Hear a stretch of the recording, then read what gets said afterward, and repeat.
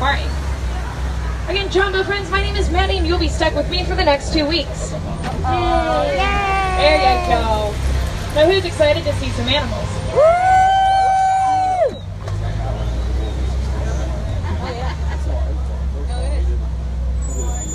Now, if you look above you, there is an animal spotting guide.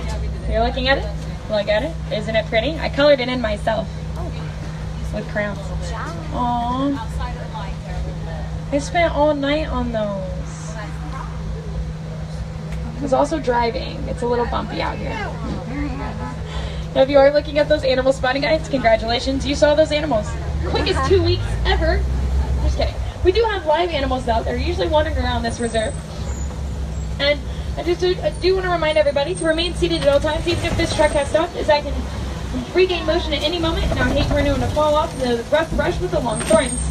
Also, if you would like to return home with everything that you brought upon board, such as hats, glasses, sunglasses, cell phones, wallets, keys, children, husbands, and wives, please keep an eye on those things. If anything does fall off, please let me know. We'll call a warden so they can pick it up for you. Oh, I cannot there's promise one, it'll be the same amount of pieces as you would like it to be.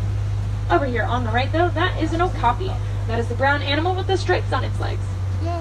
Now, the okapi is the only known relative to the giraffe. You can tell by the way that it walks and the shape of its head and the length of its tongue.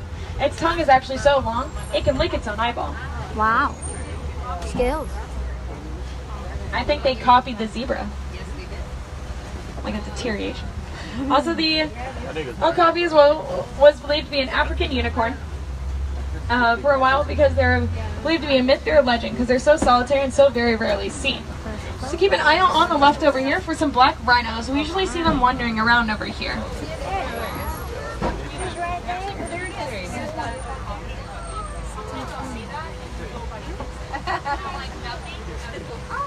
Oh, there's someone right there. Down here a little bit, there is a black rhino. Now, the difference between black rhinos and white rhinos is that black rhinos are a little bit smaller, and they also have a point on their lip. That point on their lip helps them to break bark off of trees and to rip roots out of the ground. And there actually are less than 5,000 black rhinos left in the world, so it's really cool that we got to see 2 of them. And there's less than 5,000 due to poaching. They're poached for their horns, which is made of keratin, which is the same thing in your fingernails and in your hair, so they serve absolutely no purpose to us. But here in Harambe, we're trying to make them feel a little bit more special and safer on the reserve, so that in the wild, we can get their population back up and make them feel safe as well. Up there on the left, you see the animals with the horns and the kind of cinnamon colored and white stripes. Those are bongos. Now, bongos are known as the ghosts of the forest because their very unique horns help them to go through the brush and the grass very quickly. So since they're known as the ghosts of the forest, you can officially say you saw a ghost on the safari. Yeah. Now, like you guys, I'm having a lot of fun so far, so I'm going to take you to the Safi River. It's a couple days journey, but I want you to sit back, relax, I'll do all the hard work, and I'll let you know when we get there.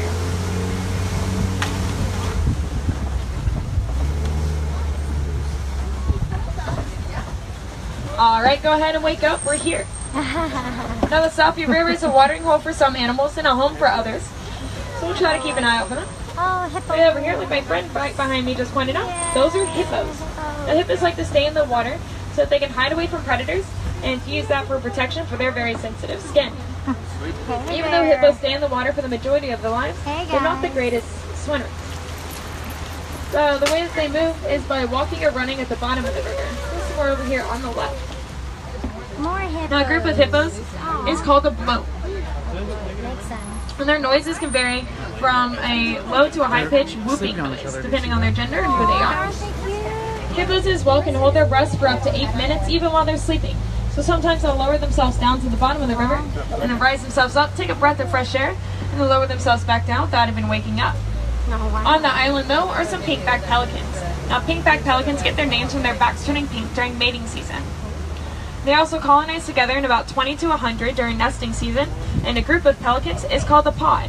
So on the island would be a pod of pink-backed pelicans. Try to say that 5 times fast. Back pelicans. Pelican. Over here on the left, though, it looks like there are some Nile crocodiles. Now, Nile crocodiles' jaws are so strong that they can break the bones of any prey that come across their banks. So we'll try to go pulley-pulley, which means very slow, over this bridge to try not to wake them up. Crocodiles as well are actually really kind towards their young, because they'll pick up the eggs in their mouth and move around their very strong teeth, making it a little bit easier for the hatch. Giant crocodiles are also one of the largest crocodiles, being about 16 to 20 feet long. It's actually about as long as a giraffe is tall. Anybody know the difference between an alligator and a crocodile? Snout. Yep, you can look at their snouts. But for me, it's a little hard to remember which one's which. However, the way that we remember it is by looking at their teeth. For a crocodile has what we call a toothy smile. For if they have their mouths closed, you can usually see more than 4 teeth. Now, if an alligator has his mouth closed, you usually can't see any teeth. Also, a very main difference that I like to point out to some people, even though a lot of people don't know, is that one you'll see later and the other one you'll see in a while. Petty laughs still count as laughs. As we come around day 7, we'll be passing through the savanna or the grasslands. But I want to show off this tree over here on the right. This tree is a baobab tree. The baobab tree is also known as the upside down tree because its branches look a lot like roots. Now its branches look like roots because it is leafless up to 9 months out of the year, so it can save water. It saves all that water, and it's very large and even strong. This is one of my favorite views of the savanna, and they don't just pay me to say that because it's true. The savanna is a very interesting ecosystem because everybody has a job and a purpose. So for example, those tall animals, the giraffes, usually trim the tops of the trees, while large animals such as elephants will knock down trees and eat their roots, while smaller animals that are closer to the ground, such as antelope and cattle, will trim the grass, keeping it nice and short for everybody. So it's always beautiful whenever we come to visit. And I think I see a den coming up on the left. See if we can get a closer look at them. See if anything's closer.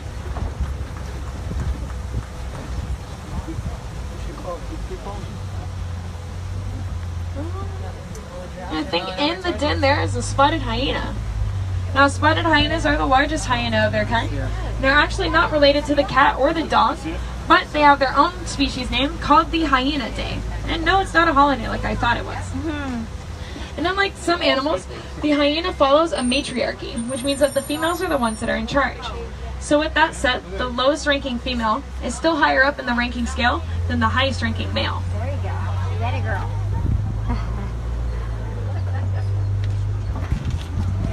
Where is everybody? Last time I was at the savannah, everybody was out. They were out and about. It just rained. It should be busy. There's a little traffic. Oh, there we go. Over here on the right, though, you'll see this mound with a twig sticking out of it, and this tall one over here on the left. Those are termite mounds. Now, termite mounds can be as hard as concrete, but very porous, allowing elephants and rhinos to come up to them and use them as a scratching post. Now, sometimes they'll get knocked over and smoothed over on the top, allowing antelope to stand on top of them to watch out for predators. Oh, there's a giraffe in front of the car. Yep, they can't move. Now, termite mounds as well can grow to be about 30 feet high, which is actually a little bit taller than these giraffes are. Giraffes can be about 20 feet, a baby giraffe but being about 6 feet tall at birth. And their tongues are actually purple. And can anybody guess how many vertebrae are in a giraffe's neck? 12, no, 7? 32, I think I heard 7. I don't know. Humans is 1, 8, 1. It's a very long vertebrae. 12. 12. Somebody got it really close. Like there was the 32. That's pretty close. There's actually 7. It's like So whoever guessed 7 was right. Yay. They have as many vertebrae in their neck as you do, which is 7. And they can run at about 30 to 35 miles per hour and cruise at about 10 miles per hour. A group of giraffes is called a tower. A tower on the move is a journey. And here in Harambe, we don't have traffic jams. We have giraffic jams. Giraffic jams. I love it. It's usually why when we're sitting around, it's because of a giraffe. Giraffes as well take 30-minute naps every day. And spreading that out in about 5 minutes each. Whenever they are sleeping, they very rarely lie down. They're usually standing or sitting so they can confuse predators into thinking that they're still awake when they're actually asleep. That's smart. Never knew that one.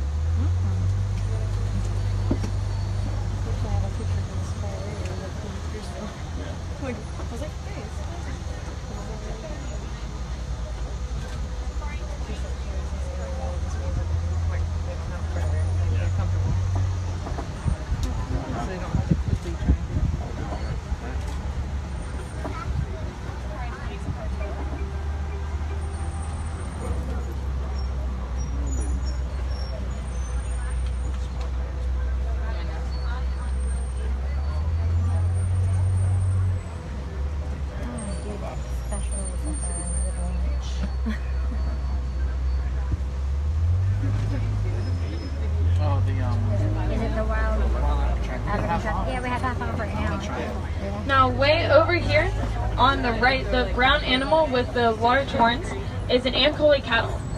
Now, Ankole cattle are the only domesticated animals on the reserve, and that is because it was believed for a while that the more Ankole cattle you had, the richer you were. But it's a little hard to keep cattle in a bank. Even though those horns are very large, they're actually not heavy as you might think. They have a honeycomb shape on the inside, which allows their blood to pump through to cool off. It will pump back into their body to cool themselves off. Now these tan and gray animals that are walking towards us with the corkscrew horns are Patterson eland. Patterson eland are also one of the largest antelope in the world, tied with the greater kudu for 4 to 5 feet tall at the shoulder. Oh, oops, we got the Patterson eland as well can actually leap about 6 feet in the air. Or 8 feet, I'm sorry. 6 feet are springbok. So if they really wanted to, they can jump over each other from a standing point. Wow. That's awesome.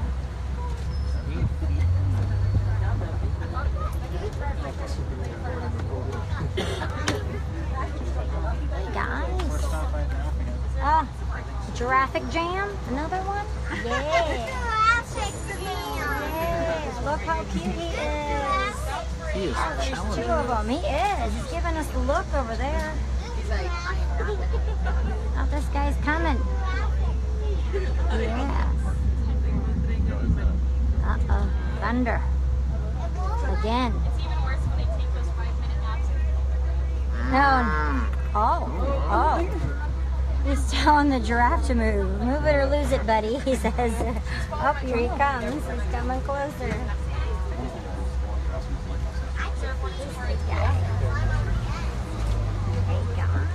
They're born That is 6 another feet tall. perfect example of a giraffic jam. There you go.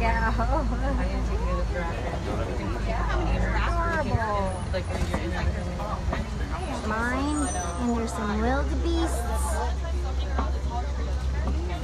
Lots of wildebeest. Wildebeest for days. Those gray animals you see on the hills over there are white-bearded wildebeest. Now, white-bearded wildebeest are also called moo due to the noise that they make. So if a cow goes moo, a wildebeest will go new. And a new will learn how to run and walk within 15 minutes of birth so that they can keep up with the herd. Otherwise, they are left behind. And keeping up with the herd of wildebeest are so important that you're left behind, as they're one of the largest migrators in the world next to humans. Now, behind this bush, I did see a little creatures over there. Yep, right here. The light brown animals with the white are on their bottoms are springbok. Now, springbok get their name for their ability to spring high up in the air, about 6 feet high sometimes, whenever they're excited or frightened. Now, as we come around the rock over here on the left, try to keep an eye out for some monkeys. The most popular monkeys you'll see over there are mandrills. The mandrills are very large monkeys, being about 500 pounds. And what you're looking for are their light gray or a dark gray with red and blue on their face and a stubbed tail. And that red and blue on their face will actually get brighter as they're excited or frightened. Like these ones that are in the trees over here. Mandrills like to bare their 8-inch teeth at each other, not in the threatening ways it might look, but actually in a friendly way. And the reason that they do that is to be friendly, like they're smiling. They haven't been smiling recently as much because humans are actually going into their habitats so that they can mine for elements and minerals that can be found in technology such as cameras, cell phones, and computers. So by recycling electronics actually helps the mandrills out a lot here in Africa. You can also help out by donating to the Disney Conservation Fund. By donating to the Disney Conservation Fund helps out a lot because they're stopping poaching and rehabilitating habitats that are being destroyed due to human expansion. And if you're a huge Disney collector, that is a great way to expand your collection. For the pins that they give out for donating actually can change every once in a while. So usually you'll see Animal Kingdom cast members having buttons or pins that say Disney Conservation on them. That's where we're getting them from, is from donating and helping out. That's normal. Totally normal. That's not normal. Clean it right. Clean it right. We're not going to make it. No, we're not going to make it. Oh, we made it. Yeah. Why are you doubting us? Raise your hand if I lost you. Just 1, 2, 3, 7. All right, that's fine. I'll call a word to pick it up for you. I'm never going over there ever again. Looks like over here on the right, I see some test marks in the red clay. It's usually a sign for elephants. Yay, elephants. Looks like there's some over here. See if you can get a better view of them though. Elephants like to rub their tusks up against the red clay so that they can break off pieces and eat that for their source of vitamins and minerals. Now, a herd of elephants is usually made up of female elephants and baby elephants. Now, once male elephants mature to about 13 to 16 years old, they will usually move away from the herds. And I know that 13 and 16 years old does sound a little old for an animal to mature, but if you put that in perspective of humans, a male human childhood can last around 20 to 40 to 60 years sometimes.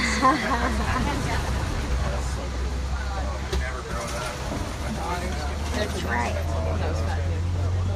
And thanks to our animal researchers, we found out that elephants are actually afraid of bees. So they're not too keen of hearing the small buzzing noise in their very large ears. So we passed that information on to some farmers in Africa who started to build bee fences around their crops, which ended up being very helpful as the elephants weren't getting into too much trouble.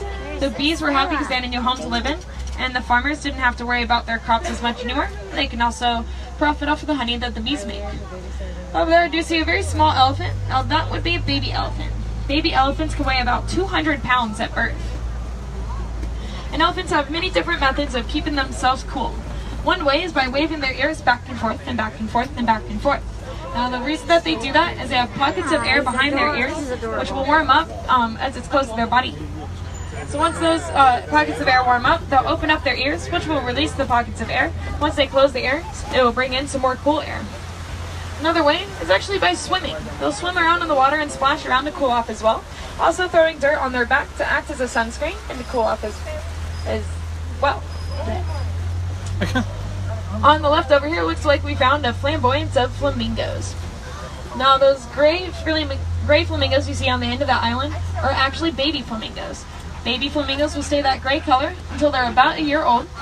Once they're a year old, they'll start to sprout their own white feathers. Those white feathers will start to turn pink once they eat shrimp and algae and other things that are high in keratin. That's how they get their pink coloring.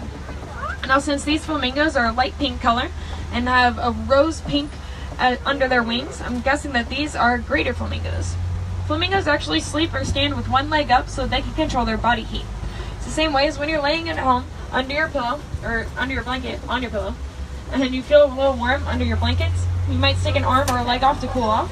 That's the same thing that they're doing, except for kind of the opposite. Their legs will actually get cold in the water, so when they lift them up, they're trying to dry them off before they put them up against their body to warm them up. Over here I do see some zebras and a white rhino. Now white rhinos get their names from their lips being very wide. Because that's how they get their name, because of the Swahili word fight, which is spelled W-I-T, which means wide. Now white rhinos rhinos in general, can weigh about 5,000 pounds and charge at about 35 miles per hour. Now they actually charge blind, which means they can't see very well whenever they are running. And even though we were standing right in front of that rhino, they still couldn't see. They can only see about 6 to 8 feet in front of them, and whatever they do see are shapes and shadows. Right over here. Oh, there's one. So they rely on their sense of hearing and their sense of smell to know for who and what is going on around them. Usually why you'll see their ears moving around in circles. Now zebras can run at about 40 miles per hour and actually live up to over 40 years. And I know that their stripes don't seem like they would blend in very well, but it actually helps out a lot because it confuses cheetahs and lions into thinking that there's way more there than there actually is. And these brown and gray guys over here are actually waterbucks. Now waterbucks have an oil secretion on their coat, which allows them to go through water very quickly. Up on the hill I see a cheetah. Cheetahs are the fastest land animals, running at about 60 to 70 miles per hour. So I see some more over on the hill over here as well.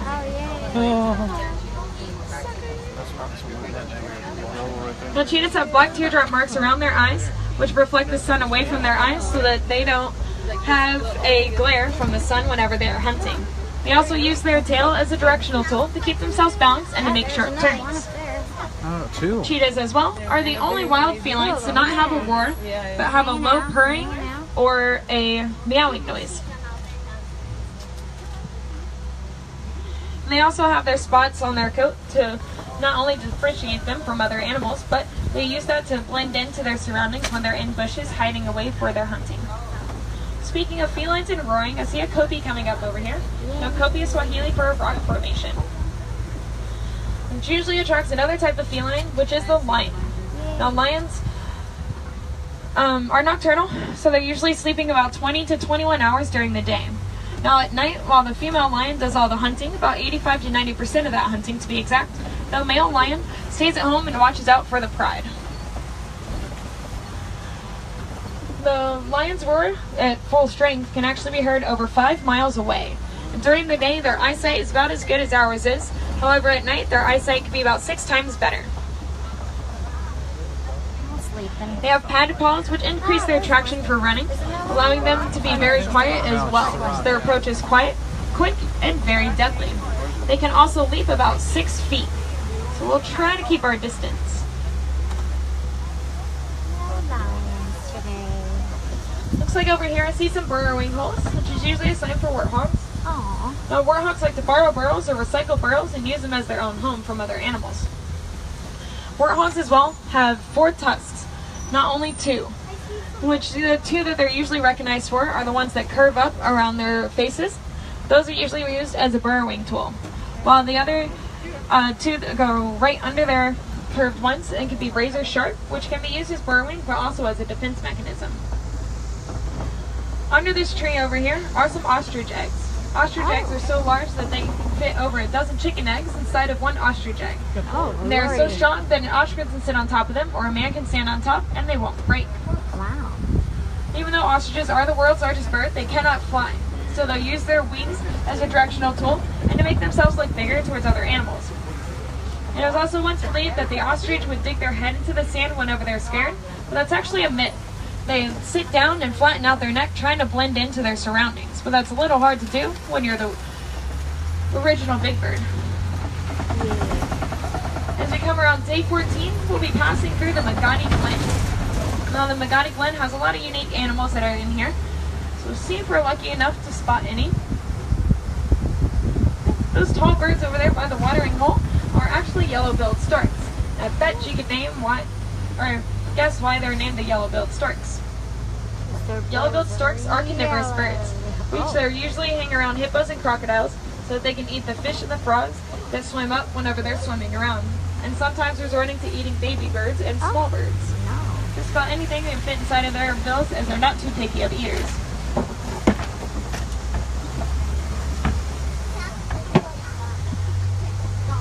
Now, this path does take us back to the Harambe village, so I'll try to drop you off at the closest warden's post. And thank you for joining me for the past 2 weeks. I find it funny how 2 weeks can feel like 20 minutes. Right? Thank you for choosing Kilimanjaro Safaris for all your safari needs. For when it comes to safaris, we go wild. And if you're ever interested in taking another safari, which I highly suggest, as no 2 safaris are alike, and the animals surely make sure of that. If you enjoyed your safari for the past 2 weeks, my name is Maddie. If you did not enjoy it, my name's Matt. If there's any wilderness explorers on board, you're riding upon the Simba 1. If you turn to page 8, you might be asking for the truck name over there. It's Simba 1, S-I-M-B-A 1. And for those wilderness explorers as well, once you get off of the truck, you're going to head towards, I think it's the Green Hut, which has a native over there that will help you out with getting that badge. And if you're interested in helping out the animals, besides just recycling and donating to the Disney Conservation Fund, there's loads that you can do. Also, you can help a lot in your community by building bird feeders and shelters for the animals in your community, so we make sure that they never go extinct as well. Now, I don't want to say goodbye to you guys, as goodbyes are too sad and too final. So instead, I'm going to leave you with Kwaharini, which means to go well. So Kwaharini, my friends. Kwaharini. Kwaharini, friends, go well, go wild, but not too wild, since it's a family jungle. Also, feel free to come back tonight for our sunset safaris. It's a little bit different. It's a little dark. You can't see the animals very well, but you can usually hear them. Welcome back. Watch your right-hand side. Watch your steps down. All right. Perfect. Hope you guys enjoyed that. I certainly did. Safaris are great after it rains. We were in line for 3 hours, nearly 3 hours, for a flight of passage.